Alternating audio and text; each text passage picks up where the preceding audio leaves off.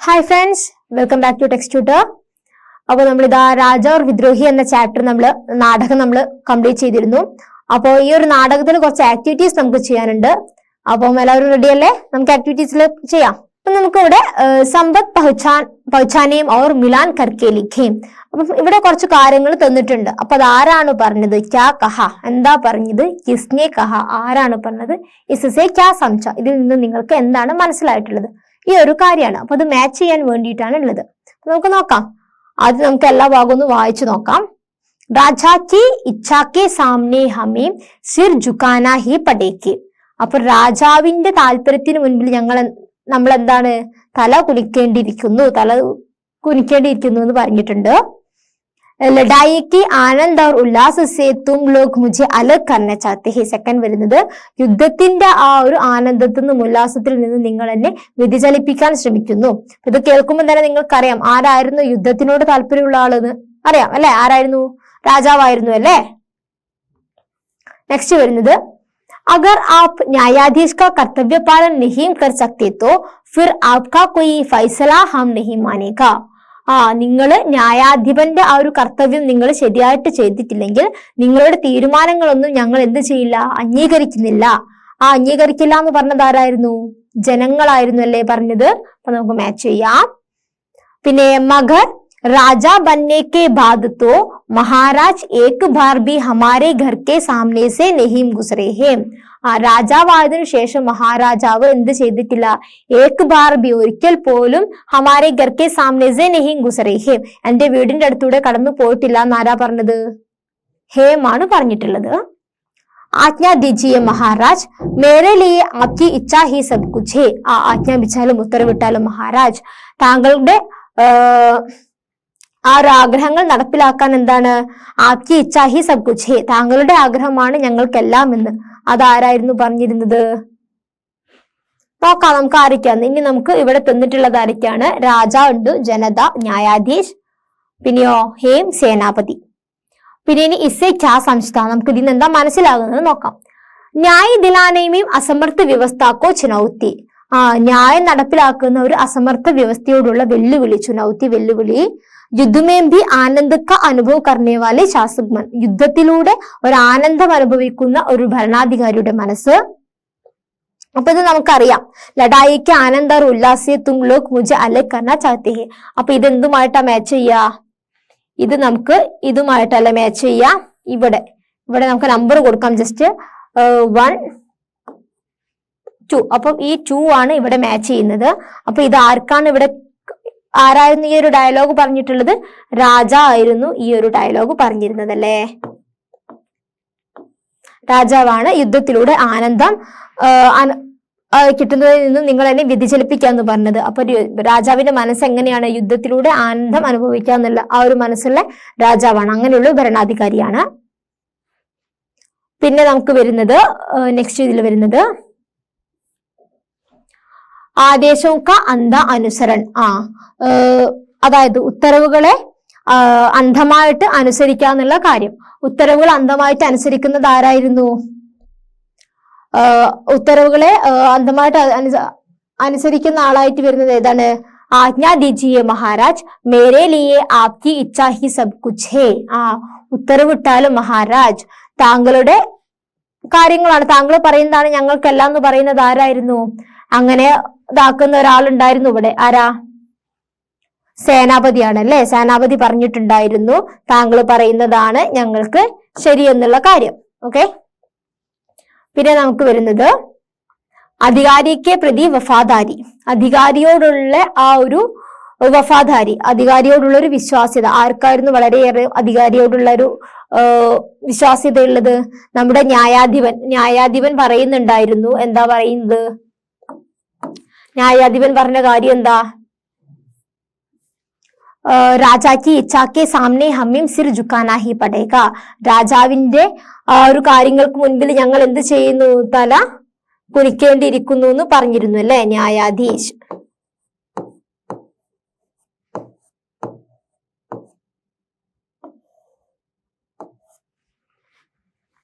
തല കുനിക്കേണ്ടിയിരുന്നത് രാജാവിന്റെ അടുത്ത് പറഞ്ഞിട്ടുണ്ടായിരുന്നു. പിന്നെ വരുന്നത് ശാസൻ കെ പ്രതി ജനതാക്കി ആലോചന. ആ ഒരു ഭരണാധികാരിയുടെ ആ ഒരു ഭരണവർഗത്തിനോടുള്ള ജനങ്ങളുടെ ഒരു ആലോചന, അതായിട്ട് ഏതാ വരുന്നത്? അത് നമ്മുടെ പറഞ്ഞിരുന്നത് നമ്മുടെ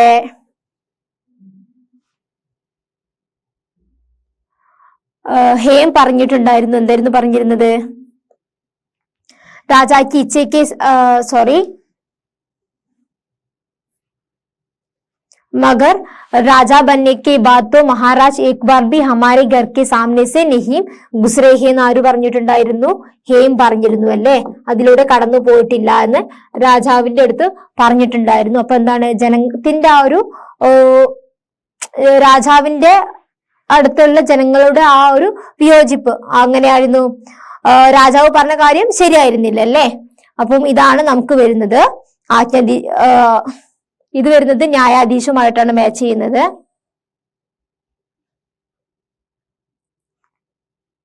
സോറി, ന്യായാധീശല്ല, സേനാപതി.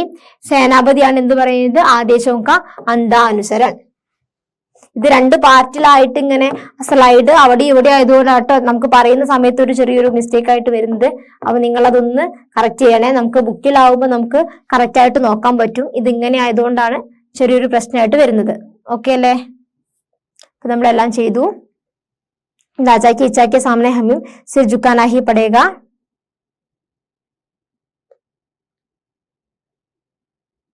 लड़ाई के आनंद और उल्लास से तुम लोग मुझे अलग करना चाहते हो എന്ന് പറയുന്നത് രാജ ആണ്. പിന്നെ നമ്മൾ വരുന്നത് अगर आप न्यायाधीश का कर्तव्य पालन नहीं कर सकते तो फिर आपका कोई फैसला नहीं हम नहीं मानेंगे. യെസ്, ഇതൊന്നും വിട്ടുപോയിട്ടുണ്ടല്ലേ? ന്യായാധിപന്റെ കർത്തവ്യങ്ങൾ നിങ്ങൾ ചെയ്തിട്ടില്ലെങ്കിൽ താങ്കളുടെ യാതൊരു തീരുമാനങ്ങളും ഞങ്ങൾ അംഗീകരിക്കില്ല എന്ന് പറയുന്നുണ്ടായിരുന്നു. അത് ജനങ്ങളാണ് പറയുന്നത്. അപ്പൊ ജനങ്ങൾക്ക് എന്താണത്? ജനങ്ങളുടെ വെല്ലുവിളിയാണ്. ന്യായക്കെ ദിലാനേമിയും അസമർത്ഥ വ്യവസ്ഥയ്ക്ക് ചുനൗത്തി. അപ്പം ഈ മൂന്നാമത്തത് മാച്ച് ആവുന്നത് നമ്മുടെ ഫസ്റ്റ് വണ്ണിനാട്ടോ. ആ ഒരു ചുനൗത്തി ഭരണാധികാരി വർഗത്തിനോടുള്ള വെല്ലുവിളിയാണ് വരുന്നത്. പിന്നെ രാജ ഞങ്ങളുടെ വീടിന്റെ അടുത്ത് കൂടെ കടന്നു പോയിട്ടില്ല എന്ന് പറയുന്നത് ഹേമാണ്. ഹേമിന് എന്താണ്? ശാസനയ്ക്ക് പ്രതി ആലോചനയാണ് വരുന്നത്. നമ്മളിപ്പം പറഞ്ഞു 5. ഇത് 5-നാണ് ഇവിടെ മാച്ച് ചെയ്യുക.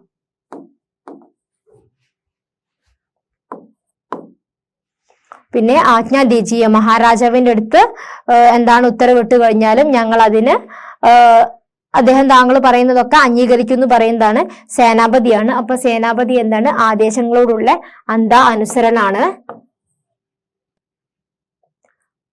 പിന്നെ ലഡായിക്ക് ആനന്ദ് और ഉല്ലാസ് में ഇതിന് ഇവിടെ 2-ആണ് വരുന്നത്.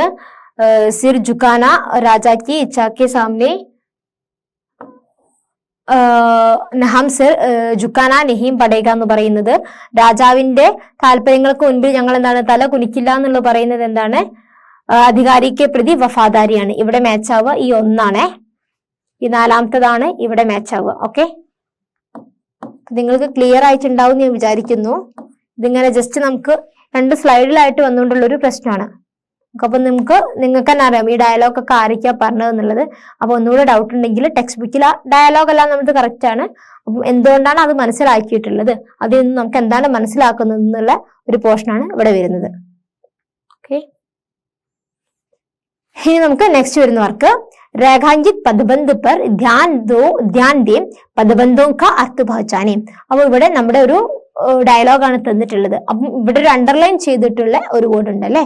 അപ്പം അതിൽ ആ ഒരു പദബന്ധത്തിന്റെ അർത്ഥം മനസ്സിലാക്കാണ് പറയുന്നത്. അപ്പൊ എന്താണ്? ന്യായാധീശ് പറഞ്ഞിട്ടുള്ള ഡയലോഗാണ്. രാജചാരൻ കി ചാപ്ലൂസി സുൻ സുൻകർ ജനതാ കി ഖാൻ ജൻജനാ രഹേ ഹേ. രാജചാരൻ അതായത് ഈ സ്തുതിപാഠകന്റെ മുഖസ്തുതി കേട്ടിട്ട് ചാപ്ലൂസി സുൻ സുൻകർ ജനതാക്ക ഖാൻ ജൻജനാ രഹാ ഹേ. ജനങ്ങളുടെ ചെവി എന്താണ്? ചെവി അടിച്ചുപോയി എന്നുള്ള എന്താണ്? ജൻജന എന്ന് പറഞ്ഞു കഴിഞ്ഞാൽ മുഴങ്ങുക എന്നുള്ള ഒരു മീനിങ് ആണ് നമുക്ക് വരിക. അപ്പൊ എന്താണ്? നമുക്ക് ഒരു വളരെ ഇറിറ്റേഷൻ, ഇങ്ങനെ ഈ ഒരു മുഖസ്തുതി കേട്ടിട്ട് എന്താണ് നമുക്ക് സഹിക്കാൻ പറ്റാതെ ആയി എന്നുള്ളൊരു മീനിങ് ആണ് വരുന്നത് കാൻ ജൻജന എന്ന് പറയുന്നത്. അപ്പം അത് നമുക്ക് എന്താണ്? കാൻ ജൻജന എന്ന് പറയുമ്പം കാൻ എന്ന് പറഞ്ഞു കഴിഞ്ഞാൽ ചെവിയാണ്, ചെവി മുഴങ്ങുക. അപ്പൊ നമുക്ക് അർത്ഥം എങ്ങനെയാ വരുന്നത്? കാൻ ജൻജന എന്ന് പറഞ്ഞു കഴിഞ്ഞാല് നമുക്കൊരു ഇറിറ്റേഷൻ, നമുക്ക് അത് കേൾക്കുന്നതോട് കൂടിയിട്ട് നമ്മുടെ ചെവിക്ക് എന്താണ്? വെറുപ്പായി എന്നുള്ളൊരു മീനിങ് ആ വരുന്നത്. ഈ ജഞ്ജന എന്ന് പറയുന്നത് എന്താണ്? ഇപ്പം രണ്ടു വാക്കുകൾ, പദബന്ധ് എന്ന് പറയുമ്പോൾ നമ്മൾ മനസ്സിലാക്കേണ്ട കാര്യം, രണ്ടു വാക്കുകൾ, രണ്ടോ അതിലധികമോ ഒന്ന് കൂടുതൽ വാക്കുകൾ കൂടിച്ചേരുന്നത് വഴി നമുക്കൊരു അർത്ഥവത്തായിട്ടുള്ള ഒരു വാക്യം ലഭിക്കുന്നത്, അതിനെയാണ് പദബന്ധ് എന്ന് പറയുന്നത്. ഓക്കെ, അപ്പൊ കാഞ്ചഞ്ചന എന്ന് പറയുന്നത് ചെവി നമുക്ക് കേൾക്കാൻ താല്പര്യമില്ല, മുഖസ്തുതി കേട്ടിട്ട് ചെവിക്ക് എന്താണ്, ചെവി ആകെ ഒരു ഇറിറ്റേഷൻ ആയി എന്നുള്ള ഒരു മീനിങ്ങിലാണ് ഇവിടെ വരുന്നത് കാഞ്ചഞ്ചന രഹി എന്ന് വരുന്നത്. നെക്സ്റ്റ് വരുന്നത് യഹ് സംവാദ് പഠേം और झूठे परसर्ग पहुंचाने. അപ്പൊ ഇവിടെ നമുക്ക് വരുന്ന ക്വസ്റ്റ്യൻ എന്ന് പറഞ്ഞാൽ പരസർഗ് പഹുച്ചാനെയാണ്. പരസർഗ് എന്താണ്? പരസർഗ് നിങ്ങൾക്കറിയോ പരസർഗ് എന്താണെന്നുള്ള കാര്യം? അപ്പൊ നിങ്ങൾക്ക് എല്ലാവർക്കും അറിയാൻ മതിയാകും പരസർഗ് എന്താണെന്നല്ലേ. അപ്പൊ ഇവിടെ ഒരു സെന്റൻസ്, 2 ഡയലോഗ് തന്നിട്ടുണ്ട്. ഈ ഒരു ഡയലോഗിൽ മിസ്സായിട്ടുള്ള പരസർഗ് കണ്ടുപിടിക്കാനാണ് പറയുന്നത്. അപ്പൊ നമ്മൾ പരസർഗ് എന്ന് പറയുന്നത് നമ്മളൊരു വാക്യത്തില് സജ്ഞയോ സർവനാം, ഒരു വാക്യം നമ്മൾ ക്രിയേറ്റ് ചെയ്യുമ്പോൾ എന്തുണ്ടാകും? സജ്ഞ സർവനാമം എല്ലാം ഉണ്ടാകും അല്ലെ, ക്രിയ ഉണ്ടാകും. അപ്പൊ ഈ ഒരു സജ്ഞയും സർവനാമിനെയും മറ്റുള്ള വാക്കുകളുമായിട്ട് കണക്ട് ചെയ്യാൻ വേണ്ടിയിട്ട്, അതിനെയായിട്ട് തമ്മിൽ കണക്ട് ചെയ്യാൻ വേണ്ടിയിട്ട് നമ്മൾ ഉപയോഗിക്കുന്ന കാരകങ്ങളുണ്ട്. ആ കാരകങ്ങളെയാണ് നമ്മൾ എന്തെന്ന് പറയുന്നത്? പരസർഗ്, വിഭക്തി പ്രത്യയം എന്നെല്ലാം പറയുന്നത്. അപ്പൊ ഈ കാരക പ്രധാനമായിട്ട് വരുന്നത് നേ, കോ, സേ, കാ, കെ, കി, മേം, പർ അങ്ങനെയുള്ളതാണ് ഈ കാരകങ്ങളായിട്ട് വരുന്നത്. ഓക്കെ, അപ്പൊ നമുക്ക് ഇവിടെ മിസ്സായിട്ടുള്ള കാരകം ഏതാണെന്ന് കണ്ടുപിടിക്കാനാണ് പറയുന്നത്. അപ്പൊ നമ്മൾ ഈ കാരകങ്ങൾ എപ്പോഴും നമുക്ക് നോക്കാം. ഇത് നമ്മുടെ ടെക്സ്റ്റ് ബുക്കിലുള്ള ഡയലോഗ് തന്നെയാണ്. അപ്പൊ നമുക്ക് ചെയ്യാൻ പറ്റുമോ നോക്കാം. അപ്പൊ ന്യായാധീശ് പറയുന്നുണ്ടായിരുന്നു, രാജചാരൻ ചാപ്പലൂസി സുൻ സുൻകർ ജനതാക്കെ കാൻ ജഞ്ജന രഹേ ഹേ. കൊട്ടാരം സ്തുതി പാഠകന്റെ, കൊട്ടാരം സ്തുതി പാഠകൻ, ഇവിടെ കൊട്ടാരം സ്തുതി പാഠകൻ എന്നാണ്. കൊട്ടാരം സ്തുതി പാഠകന്റെ മുഖസ്തുതി കേട്ടിട്ട്, അപ്പൊ ഇവിടെ വരുന്നത് മുഖസ്തുതി എന്നാണ്, ഇവിടെ സ്തുതി പാഠകൻ എന്നും ഇവിടെ മുഖസ്തുതി എന്നാണ്. അപ്പൊ സ്തുതി പാഠകന്റെ മുഖസ്തുതി, ഇന്റെ ഏത് വാക്കാണ് നമുക്ക് ഇവിടെ ചേർക്കേണ്ടത്? ഇന്റെ എന്നുള്ളൊരു വാക്ക് വരണം അല്ലെ. ഇന്റെ മുഖസ്തുതി കേട്ടിട്ട് ജനങ്ങളുടെ ചെവി അവർക്ക് താല്പര്യം ഇല്ലാതായി എന്നുള്ളതില്. അപ്പൊ ഈ ഇന്ത്യ എന്നതിന് നമ്മൾ ഏത് വാക്ക് ചേർക്കും? രാജചാരൻ, ചാപ്ലൂസി. അപ്പൊ നമുക്ക് ഈ ചാരൻ, രാജചാരൻ കഴിഞ്ഞിട്ട് വരുന്ന വേർഡ് ചാപ്ലൂസി എന്ന വേർഡാണ്. അപ്പൊ ഈ ചാപ്പലൂസിനെ അടിസ്ഥാനമാക്കിയിട്ടാണ് നമുക്ക് ഇതിന്റെ ഇടയിൽ മിസ്സായിട്ടുള്ള ഇന്ത്യയെ ചേർക്കേണ്ടത്. ഓക്കെ, അപ്പൊ ഈ ചാപ്പലൂസി എന്ന് പറയുമ്പം നമ്മൾ എന്താണ് ഈ വേർഡ് ശ്രദ്ധിക്കണം. ചാപ്പലൂസി എന്ന് പറയുമ്പോൾ ഏത് ശബ്ദമാണ്? ചാപ്പലൂസി ഈ മാത്രയിലാണ് അവസാനിക്കുന്നത്. അതുകൊണ്ട് തന്നെ ഏതാണ്? സ്ത്രീലിംഗ ശബ്ദമാണ്. അപ്പൊ ഈ സ്ത്രീലിംഗ ശബ്ദം ആയതുകൊണ്ട് നമ്മൾ എന്താണോ ഒന്ന് അവിടെ ചേർക്കുക? കീ എന്നാണ് ചേർക്കുക. ഏകവചന സ്ത്രീലിംഗ ശബ്ദമാണെങ്കിൽ നമ്മൾ ചേർക്കുന്ന പരസർഗമാണ് കീ എന്ന്. അപ്പൊ രാജചാരൻ കീ, രാജചാരൻ കീ ചാപ്പലൂസി, ഇതാണ് നമുക്കിവിടെ മിസ്സായിട്ട് വരുന്ന വേർഡ്. ഓക്കെ, ഇവിടെ മിസ്സായ വേർഡ് രാജചാരൻ കീ ചാപ്പലൂസിയാണ്. അപ്പൊ എന്തുകൊണ്ടാണ് കീ വന്നത്?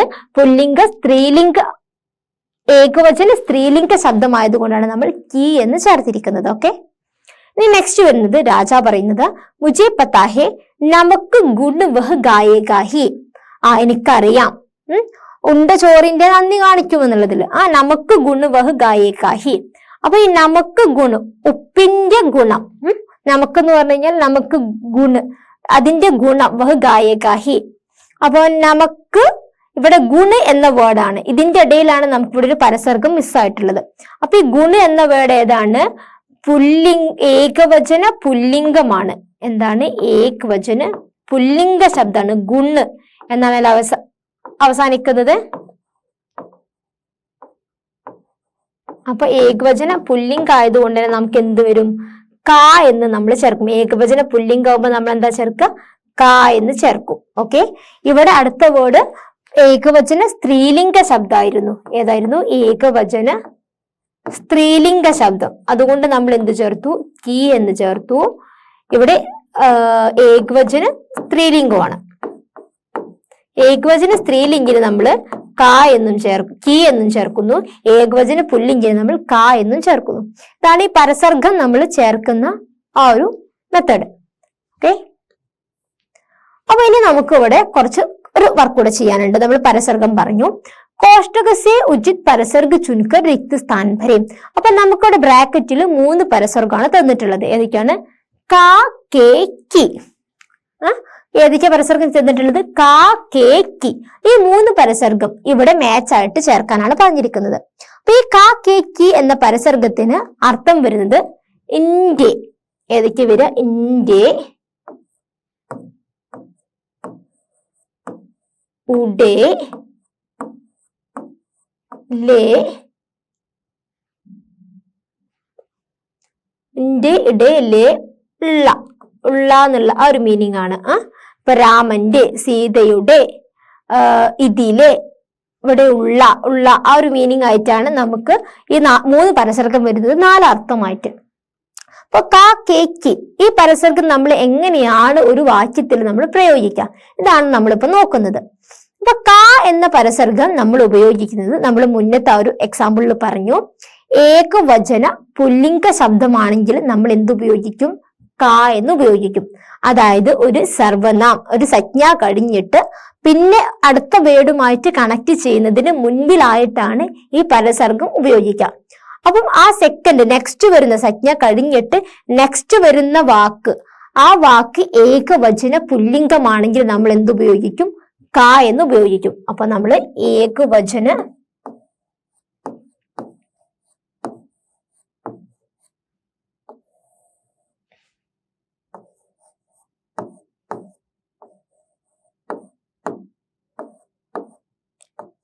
ഏകവചന പുല്ലിംഗമാണെങ്കിൽ നമ്മൾ എന്താ ഉപയോഗിക്കുക?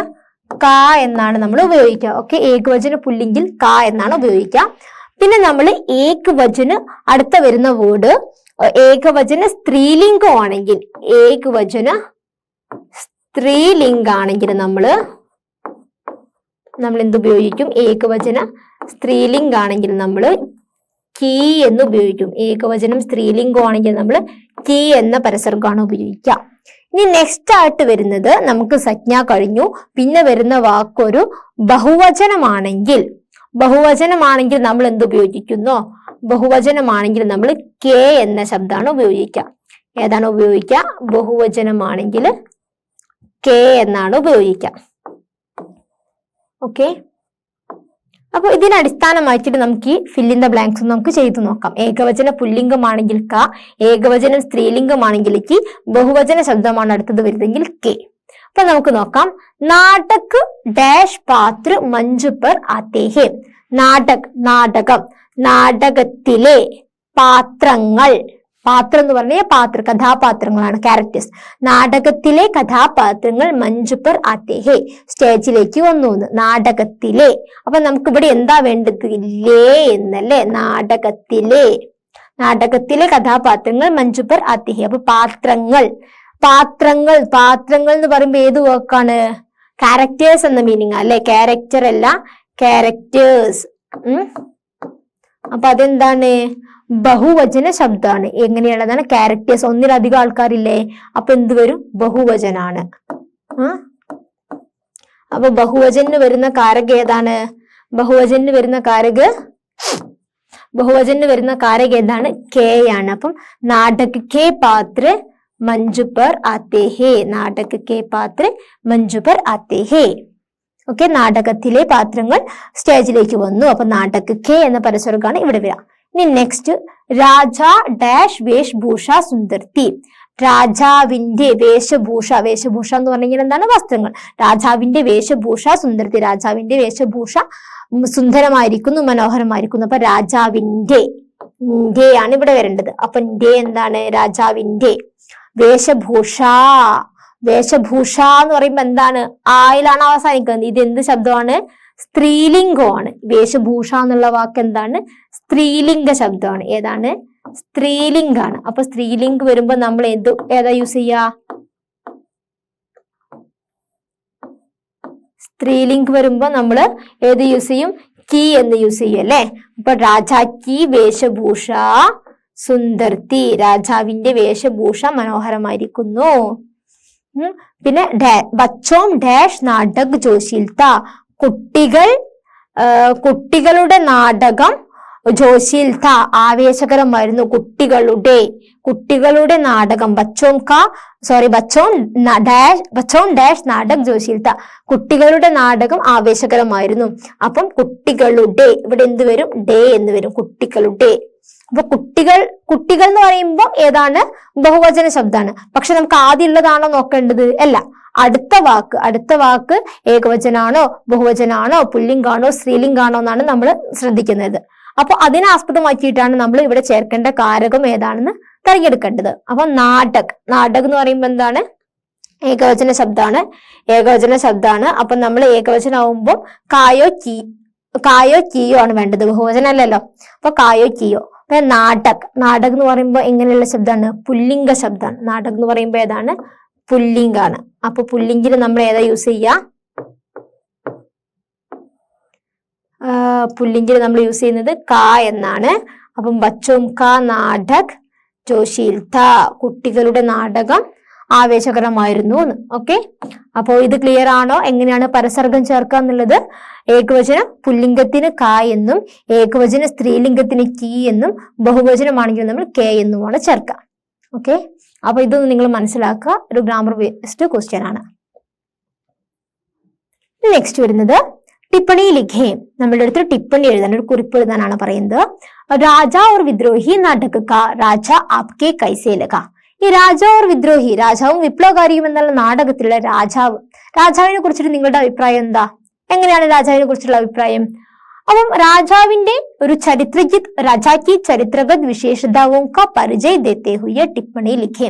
അപ്പൊ രാജാവിന്റെ ഒരു ചരിത്രഗത വിശേഷതകളെ പരിചയപ്പെടുത്തിയിട്ടൊരു ടിപ്പണി എഴുതാനാണ് പറഞ്ഞിരിക്കുന്നത്. ഓക്കെ, അപ്പം രാജാവിന്റെ ഒരു ക്യാരക്ടറിസ്റ്റിക്, രാജാവിനെ കുറിച്ചിട്ടുള്ള ഒരു കുറിപ്പ്. അപ്പൊ നമുക്ക് എങ്ങനെ എഴുതും? രാജാവിനെ പറ്റിയിട്ടുള്ള നിങ്ങളുടെ അഭിപ്രായങ്ങളാണ് അതിലുണ്ടാകേണ്ടത്. അപ്പൊ നമുക്ക് രാജ ഓർ വിദ്രോഹി നാടക കാ മുഖ്യ പാത്ര ഹേ രാജ. രാജ ഓർ വിദ്രോഹി നാടകത്തിലെ മുഖ്യ പാത്രം ആരാണ്? രാജാവാണ് അല്ലെ. രാജ ഓർ വിദ്രോഹി നാടക മുഖ്യ പാത്ര ഹേ രാജ. മുझे രാജാ കാ ചരിത്ര അച്ഛാ നഹീം ലഗ. എനിക്കെങ്ങനെയാണ് രാജാവിന്റെ ആ ഒരു ക്യാരക്ടർ വളരെ നന്നായിട്ട് തോന്നിയിട്ടില്ല. Sabse Bada or ബലവാൻ മാൻതാ he. അവൻ സ്വയം എന്താണ്? അവനാണ് സ്വയം വലിയവനെന്നും ഏറ്റവും ശക്തിമാൻ എന്നുമാണ് സ്വന്തമായി അവൻ സ്വയം വിചാരിക്കുകയാണ്. അവനാണ് ഏറ്റവും വലിയവനെന്നും ഏറ്റവും ശക്തിയുള്ള ആളെന്നും അവൻ സ്വയം വിചാരിക്കുകയാണ് രാജാവ്.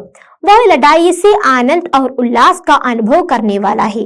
ഈ രാജാവ് എങ്ങനെയുള്ള ആളാണ്? ലഡായി സെ യുദ്ധത്തിലൂടെ ആനന്ദവും ഉല്ലാസവും ഒക്കെ കണ്ടുപിടിക്കുന്ന ഒരാളാണ്. इसलिए वह हेमु पर झूठा आरोप लगाकर उसके साथ लड़ाई करता है. ഇതുകൊണ്ട് തന്നെ ഈ യുദ്ധത്തിലൂടെ ഒരു സ്വന്തമായിട്ടൊരു ആവേശവും ഉല്ലാസവും ഒക്കെ കണ്ടുപിടിക്കുന്നത് കൊണ്ട് തന്നെ അവൻ എന്ത് ചെയ്യാണ്? ഹേമു പർ ജൂഠ ആരോപ് ലഗാക്കർ. ഹേമിനെതിരെ ജൂഠ ആരോപ്, അതായത് അസത്യം പ്രചരിപ്പിച്ചിട്ട് ഉസ്കെ സാത്ത് ലഡായി കാത്തെ ഹി, അവനുമായിട്ട് എന്ത് ചെയ്യാന്ന്? യുദ്ധം ചെയ്യാണ്. ഹേമുമായിട്ട് യുദ്ധം, തെറ്റായ ആരോപണം ഉന്നയിച്ചിട്ട് യുദ്ധം ചെയ്യാണ്. जनता के अनुसार, जनना अल्ला सॉरी जनता आने, जनता के अनुसार राजा न्याय धर्म के पालनहार नहीं है और जनता के न्याय दिलाने में असमर्थ है. അപ്പൊ ജനങ്ങളുടെ അഭിപ്രായത്തിൽ എങ്ങനെയുള്ള ആളാണ് രാജാവ് എന്ന് പറയുന്നത്? ന്യായധർമ്മക്ക് പാലൻഹാർ നഹീം ഹെ. ഒരു ന്യായധർമ്മത്തെ മുന്നോട്ട് പോകുന്നു, ന്യായധർമ്മം പാലിക്കുന്നവനല്ല രാജാവ് ജനങ്ങളുടെ അഭിപ്രായത്തിൽ. അവർ ജനതാക്കോ ന്യായ ദിലാനേയും അസമർത്ഥി. ജനങ്ങളുടെ നീതി നടപ്പിലാക്കുന്നതിൽ രാജാവ് ആരാണ്? അസമർത്ഥനാണ് അല്ലെ. ജനതാക്കി ദർബാർ മേ വഹ് അപരാധി ബി ഹെ. ജനങ്ങളുടെ ഇടയിൽ, ജനങ്ങളുടെ ഒരു ദർബാറിൽ രാജാവ് എന്ന് പറയുന്നത് ആരാണ്? ഒരു അപരാധിയാണ്, ഒരു തെറ്റുകാരനാണ്. अपने साथ न्याय नहीं है यह जानते हुए भी वह अपनी नीति पर अटल रहता है. തന്റെ അടുത്തല്ല ന്യായം എന്നുള്ള കാര്യം, അപ്നെ സാത്ത് ന്യായ നഹി ഹി, താൻ ചെയ്യുന്നതല്ല ന്യായമെന്ന് മനസ്സിലാക്കിയിട്ടും അവൻ എന്താ ചെയ്യുന്നത്? രാജാവ് വ അപ്നി നീതി പർ അടൽ രഹത്താ ഹി. രാജാവ് തന്റെ സ്വന്തം നീതിയിൽ ഉറച്ചു നിൽക്കാണ്. താൻ ചെയ്യുന്നത് തെറ്റാണെന്ന് രാജാവിന് നല്ല ബോധ്യമുണ്ട്, എന്നിട്ടും രാജാവ് എന്താ ചെയ്യുന്നത്? ഞാൻ ചെയ്യുന്നതാണ് ശരി, ആ ഒരു കാര്യത്തിൽ രാജാവ് ഉറച്ചു നിൽക്കുകയാണ്.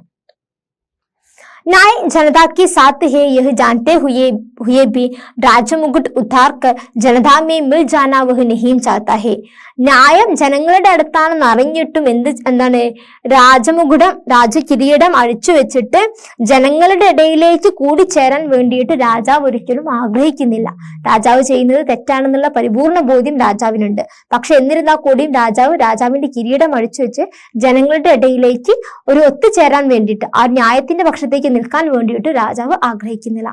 അപ്പൊ അതുകൊണ്ട് എന്താണ് രാജാവിന്റെ ഒരു ക്യാരക്ടർ എങ്ങനെയാണെന്നാണ് നമ്മളിപ്പോ ഇവിടെ പറഞ്ഞിരിക്കുന്നത്. രാജാവ് ഒരു ശരിയായിട്ടുള്ള രീതിയിൽ മുന്നേറിക്കൊണ്ടിരിക്കുന്ന രാജാവല്ല, യുദ്ധം ചെയ്യുന്നതിലൂടെ ശരിയും ഒരു ആനന്ദം കണ്ടെത്തുന്ന രാജാവ്, വെറുതെ നീതി ഇല്ലാത്തൊരു കാര്യത്തിന് വേണ്ടിയിട്ട് യുദ്ധം ചെയ്യുന്നത് അല്ലെ. ഒരു സത്യത്തിന്റെ ഭാഗത്ത് നിൽക്കാതെ തെറ്റായ ആരോപണം ഹേമിന്റെ മേൽ ഉന്നയിച്ചിട്ട് വെറുതെ അനാവശ്യമായിട്ടൊരു യുദ്ധം ഉണ്ടാക്കുക ചെയ്യുന്നത്. അപ്പം അതുകൊണ്ട് തന്നെ രാജാവിന്റെ ഒരു കാര്യങ്ങളാണ് അപ്പൊ നമ്മളിവിടെ കാര്യത്തിൽ ഈ ഒരു ടിപ്പണിയിൽ പറഞ്ഞിരിക്കുന്നത്. അപ്പൊ നമ്മളൊരു ടിപ്പണി എഴുതുന്ന സമയത്ത് ഏത് ചാപ്റ്റർ ആണെന്നുള്ള കാര്യം പറഞ്ഞിരിക്കണം. ആ ഒരു ചാപ്റ്ററിൽ എന്ത് മുഖ്യപാത്രമാണെങ്കിൽ അങ്ങനെ പറയാം. പിന്നെ രാജാവിന്റെ ആ ഒരു ക്യാരക്ടറുമാണ് നമ്മൾ തന്നിരിക്കുന്നത്. ഓക്കെ, അപ്പൊ നിങ്ങൾ നന്നായിട്ട് ശ്രദ്ധിക്കണം ഇത് എഴുതുന്ന സമയത്ത്. പിന്നെ നെക്സ്റ്റ് നമുക്ക് വരുന്നത് ചലോ ഹം രാജ ഓർ വിദ്രോഹി നാടക മഞ്ചൻ കരെ. അപ്പൊ നമുക്ക് ഈ ഒരു നാടകം സെറ്റ് ആക്കുന്നത് അതെങ്ങനെയാണെന്ന് നോക്കാം. മഞ്ചൻക്ക് പൂർവ്വ ഏ തയ്യാറി കരെ. അപ്പൊ നമ്മൾ ഈ നാടകം നമ്മൾ അഭിനയിക്കുന്ന സമയത്ത് നമ്മൾ എന്തൊക്കെ കാര്യങ്ങളാണ് ഒരു നാടകം നമ്മൾ ഒരു സ്റ്റേജിൽ പ്രസന്റ് ചെയ്യുന്നതിന് മുൻപ് എന്തൊക്കെ കാര്യങ്ങൾ നമ്മൾ തയ്യാറാക്കേണ്ടതുണ്ടെന്ന് നോക്കാം. ദൽകാ ഘടൻ കരെ, നിർദ്ദേശക് കോ ചുനേം, പാത്രോം കാ ചയൻ കരെ, ആവശ്യക് സാമഗ്രിയോം കി സൂചി ബനായേ. അപ്പൊ എന്തൊക്കെയാണ് നമ്മൾ അതിനു വേണ്ടിയിട്ടുള്ള നമ്മളൊരു ഗ്രൂപ്പിനെ തയ്യാറാക്കണം അല്ലെ. പിന്നെ നമുക്കൊരു നിർദ്ദേശകം ഉണ്ടായിരിക്കണം, അതിനുള്ള ഡയറക്ടർ ഉണ്ടായിരിക്കണം. പാത്രോം കാ ചയൻ കരെ, നമ്മുടെ കഥാപാത്രങ്ങളെ നമ്മൾ സെലക്ട് ചെയ്യേണ്ടിയിരിക്കുന്നു. ആവശ്യക് സാമഗ്രിയോം കി സൂചി ബനായി, നമുക്ക് വേണ്ട ആവശ്യ സാധനങ്ങളുടെ ഒരു ലിസ്റ്റ് ഉണ്ടാക്കണം. പാത്രം കി വേഷഭൂഷ നിശ്ചിത് കരെ, നമ്മുടെ ക്യാരക്ടേഴ്സിന്റെ ആ ഒരു എന്തൊക്കെയാണ് അവരുടെ കോസ്റ്റ്യൂം എന്ന് നമ്മൾ അത് സെലക്ട് ചെയ്യണം. പാത്രോം കെ ചലൻ കെ നിർദ്ദേശ് തയ്യാർ കരയും, അവരെങ്ങനെയാണ് ബിഹേവ് ചെയ്യേണ്ടത്, അവർ പെരുമാറേണ്ടതിനെ പറ്റിയിട്ടുള്ള നിർദ്ദേശം നൽകേണ്ടതുണ്ട്. സമ്പാദിക്ക് യോജന ബനായും, അവരുടെ ഒരു ഡയലോഗിനെയൊക്കെ നമ്മൾ കണക്ട് ചെയ്യേണ്ടിയിരിക്കുന്നു. മഞ്ജുക്ക് രൂപരേഖ തയ്യാർ കരയും, നമ്മൾ ആ ഒരു സ്റ്റേജിന്റെ ഒരു രൂപരേഖയും നമ്മൾ തയ്യാറാക്കണം. അപ്പൊ ഇത്രയൊക്കെ കാര്യങ്ങൾ ആദ്യം നമ്മൾ പ്രിപ്പയർ ചെയ്തിട്ടാണ് നമ്മൾ ഒരു നാടകം നമ്മൾ അഭിനയിക്കാം. ഓക്കെ, അപ്പൊ നിങ്ങൾ ക്ലാസ്സിലൊക്കെ ഈ നാടകം നിങ്ങൾ ഗ്രൂപ്പായിട്ട് ചെയ്യുന്നുണ്ടെങ്കിൽ ഈ കാര്യങ്ങളൊക്കെ നമ്മൾ ശ്രദ്ധിക്കണം. അപ്പൊ നമ്മളിതാ പറഞ്ഞിരുന്നു നമ്മുടെ രാജാ ഓർ വിദ്രോഹി എന്ന് പറഞ്ഞ നാടകം അത് എഴുതിയിരിക്കുന്നത് ആരായിരുന്നു? രവീന്ദ്രനാഥ് ടാഗോർ ആയിരുന്നു. അത് ട്രാൻസ്ലേറ്റ് ചെയ്തത് വേറൊരാളാണ് അല്ലെ. അപ്പൊ നമുക്ക് രവീന്ദ്രനാഥ് ടാഗോറിനെ കുറിച്ചിട്ട് നോക്കാം. അപ്പൊ രവീന്ദ്രനാഥ് ടാഗോറിന്റെ ജന്മം എന്നാണ് 7 മെയ് 1861 ഇദ്ദേഹം ജനിച്ചിരിക്കുന്നത്. ഇദ്ദേഹത്തിന്റെ മൃത്യു മരിച്ചിരിക്കുന്നത് 7 ഓഗസ്റ്റ് 1941 രവീന്ദ്രനാഥ് ടാഗോർ കാ ജന്മ കൊൽക്കത്ത में हुआ. എവിടെയാണ് രവീന്ദ്രനാഥ് ടാഗോർ ജനിച്ചിരിക്കുന്നത്? കൊൽക്കത്തയിലാണ് ജനിച്ചിരിക്കുന്നത്. बचपन से ही कविता, छंद और भाषा में उनकी अद्भुत प्रतिभा का आभास लोगों के मिलने लगा था. टैगोर ने अपने जीवन काल में कई उपन्यास, निबंध, लघु कथाएं, यात्रा वृत्त, नाटक और सहस्रों गाने भी लिखे हैं. ഗീതാഞ്ജലി ഉൻകി ബഹുചർച്ചിത് രചന ഹെ. അപ്പം നമ്മുടെ രവീന്ദ്രനാഥ് ടാഗോറിനെ അറിയാത്ത ആരും ഉണ്ടാവില്ല. നമ്മുടെ ദേശീയ ഗാനമായിട്ടുള്ള ജനഗണമന എഴുതിയിരിക്കുന്നത് ആരാണ്? രവീന്ദ്രനാഥ് ടാഗോർ ആണ്. അവൻ രവീന്ദ്രനാഥ് ടാഗോർ കൊൽക്കത്തയിലാണ് ജനിച്ചിരിക്കുന്നത്. ഇദ്ദേഹം ചെറുപ്പത്തിൽ തന്നെ കവിതയിലും ചന്ദിലും ഒക്കെ ഇദ്ദേഹത്തിന്റെ നല്ല പ്രശസ്തമായിട്ടുള്ള ഇദ്ദേഹത്തിന്റെ അത്ഭുത പ്രതിഭകളൊക്കെ ഇദ്ദേഹം കൂട്ടിച്ചേർത്തിരുന്നു. കവിത എഴുതുമ്പോൾ ചന്ദ് എന്ന് പറയുന്ന ഒരു അലങ്കാരത്തിൽ വരുന്ന ഒരു പ്രയോഗമാണ്, സാഹിത്യ പ്രയോഗമാണ് ചന്ദ്. അതിന്റെയൊക്കെ പ്രയോഗം ഉണ്ടായിരുന്നു. പിന്നെ ടാഗോറിന്റെ ജീവിതകാലത്തിൽ അദ്ദേഹം ഒരുപാട് ഉപന്യാസം, ഒരുപാട് നോവല്, നിബന്ധം, പിന്നെ ലഘുകഥ, ചെറിയ കഥകള്, യാത്രാവൃത്താന്തങ്ങള്, നാടകം, അങ്ങനെ ഒരുപാട് ഗാനങ്ങൾ ഒക്കെ എഴുതിയിട്ടുണ്ട്. ഇദ്ദേഹത്തിന്റെ ഏറ്റവും ബഹുചർച്ചിതമായിട്ടുള്ള രചനയാണ് ഗീതാഞ്ജലി. അപ്പൊ ഇദ്ദേഹത്തിന്റെ ഏറ്റവും നമ്മുടെ ശ്രദ്ധേയമായിട്ട് എല്ലാവരും ചർച്ച ചെയ്യുന്ന ഒരു രചനയാണ് ഗീതാഞ്ജലി എന്ന് പറയുന്നത്. നെക്സ്റ്റ് വരുന്നത് അമർ ഗോസ്വാമിയാണ്. അമർ ഗോസ്വാമിയാണ് രാജാ ഓർ വിദ്രോഹി എന്ന രവീന്ദ്രനാഥ് ടാഗോറിന്റെ നാടകം ട്രാൻസ്ലേറ്റ് ചെയ്തിട്ടുള്ള വ്യക്തി. അപ്പൊ ഇദ്ദേഹത്തിന്റെ ജന്മം 28 നവംബർ 1945 ഇദ്ദേഹം മരിച്ചിരിക്കുന്നത് 28 ജൂൺ 2012 ഇദ്ദേഹം മരിച്ചിട്ടുള്ളത്. അമർ ഗോസ്വാമി ഹിന്ദി കെ പ്രസിദ്ധ സാഹിത്യകാർ തഥാ ഉപന്യാസകാർ ഹെ. അമർ ഗോസ്വാമി എന്ന് പറയുന്നത് ഹിന്ദിയിലെ പ്രശസ്തനായിട്ടുള്ള സാഹിത്യകാരനും ഒരു ഉപന്യാസകാരനുമാണ്, നോവലിസ്റ്റും കൂടിയാണ്. वे मनोरमा और गंगा जैसी देश की प्रतिष्ठित पत्रिकाओं से लंबे समय तक जुड़े रहे थे. അപ്പൊ ഇദ്ദേഹത്തെ ഏതൊക്കെയാണ്, മനോരമ, ഗംഗ എന്നൊക്കെ പറഞ്ഞിട്ടുള്ള നമ്മുടെ പത്രികകളില് മാസികകളിലൊക്കെ ഇദ്ദേഹം ഒരുപാട് കാലം പ്രവർത്തിച്ചിട്ടുണ്ട്. അമർ ഗോസ്വാമി സാഹിത്യക് സംസ്ഥ വൈചാരികി സംസ്ഥാപക്. ഇദ്ദേഹം ഒരു സാഹിത്യക് സംസ്ഥയാണ് വൈചാരികി, ഇതിന്റെ ഒരു സംസ്ഥാപകനായിരുന്നു അമർ ഗോസ്വാമി. ഉन्होंने कई സാഹിത്യക് പത്രികോं का संपादन भी किया. ഇദ്ദേഹം ഒരുപാട് സാഹിത്യ പത്രികകളുടെ, സാഹിത്യ മാസികകളുടെ ഒക്കെ എഡിറ്ററും കൂടിയായിരുന്നു അമർ ഗോസ്വാമി എന്ന് പറയുന്നത്. അപ്പൊ നമ്മളുടെ രാജ ഓർ വിദ്രോഹി എന്ന് പറഞ്ഞിട്ടുള്ള നാടകം നമ്മൾ ഇതവിടെ കംപ്ലീറ്റ് ചെയ്തിട്ടുണ്ട്. അപ്പൊ നിങ്ങൾക്ക് എല്ലാവർക്കും ക്ലിയർ ആയിട്ടുണ്ടെന്ന് വിചാരിക്കുന്നു. നമ്മൾ അതിലെ ആക്ടിവിറ്റീസ് നമ്മൾ കംപ്ലീറ്റ് ചെയ്തു. ഓക്കെ, അപ്പൊ നമുക്ക് നെക്സ്റ്റ് ചാപ്റ്ററുമായിട്ടും അടുത്തൊരു സെഷനിൽ കാണാം. Okay, by.